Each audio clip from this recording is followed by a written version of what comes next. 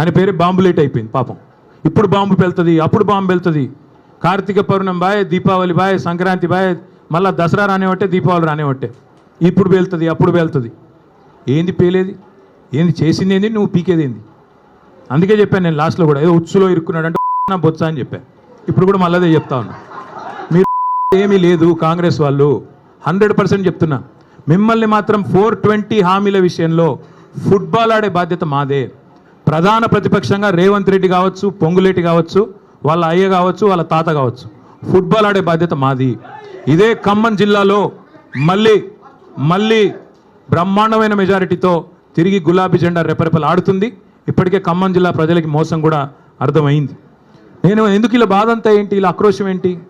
పొంగులేటి శ్రీనివాసరెడ్డి గారికి బ్రహ్మాండంగా ఈ ప్రభుత్వం వచ్చిన తర్వాత కొడంగల్ లిఫ్ట్ ఇరిగేషన్లో 4,000 కోట్ల రూపాయల ప్రాజెక్టులు ఇచ్చారు. అదేవిధంగా ఎంత అద్భుతమైన బంధం అంటే బడే బాయ్ చోటే బాయ్ బంధం, బీజేపీ కాంగ్రెస్ బంధం ఎంత దృఢమైన బంధం అంటే పొంగులేటి ఇంటి మీద ఈడీ రైడ్ అయ్యి సంవత్సరం అయింది ఇప్పుడు దగ్గర.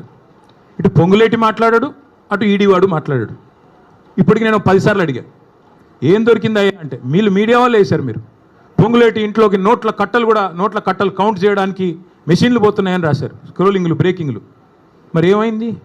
ఎవరు అడగరే? వస్తలేడా ఖమ్మానికి? అడగబుద్ధి అయితే లేదా? రాయరా? అడగరా? అట్లాగే అటు ఆయన ఈడీ ఆయన చెప్పడు, ఇటు ఈయన చెప్పడు, పొంగులేటి చెప్పడు. ఏం దొరికిందా అంటే, ఎన్ని 100 కోట్లు దొరికినాయి, ఎక్కడ పోతున్నాయి ఇవన్నీ? ఎక్కడ పోతున్నాయో మాకు తెలుసు. నీళ్ళేమో చంద్రబాబుకు, నిధులేమో రాహుల్ గాంధీకి, తెలంగాణ ప్రజలకు మాత్రం బూడిద. చేసిందేంది 20 నెలల్లో?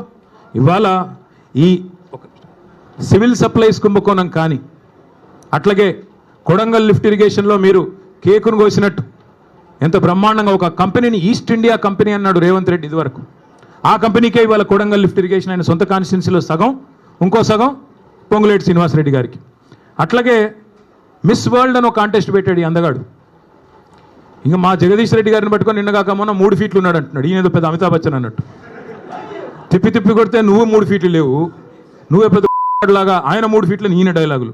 అరే మనది మనం మర్చిపోతే ఎట్లా? కొద్దిగా ఎత్తు కుర్చీలో కూర్చోగానే అంత టెంపర్ వస్తుందా? కొద్దిగా టెక్నికల్ ప్రాబ్లమ్స్ ఉన్నాయి నీకు కూడా. ఎత్తు షూస్ వేసుకొని ఎత్తు కుర్చీలో కూర్చోగానే పెద్దోడు అయిపోతావా? అమితాబ్ బచ్చన్ అయిపోతావా? నేను అదే అడుగుతాను. ఈరోజు మిస్ వరల్డ్ అని పెట్టాడు ఈయన. మిస్ వరల్డ్ అని పెడితే ఏమైంది? అందులో ఒక అమ్మాయి మిస్ ఇంగ్లాండ్. కాంగ్రెస్ వాళ్ళ దౌర్భాగ్యం వల్ల 2 కాంగ్రెస్ నాయకులు నన్ను వేధించారు, ఒక వేశ్యలాగా చూశారు. ఇంత నికృష్టమైన ప్రభుత్వం ఎక్కడా లేదని ఒక ఆడపిల్ల, వేరే దేశపు అమ్మాయి, ఆడకూతురు దరిద్రం అని చెప్పి మధ్యలో వెళ్ళిపోయింది. కనీసం యాక్షన్ తీసుకున్నావా?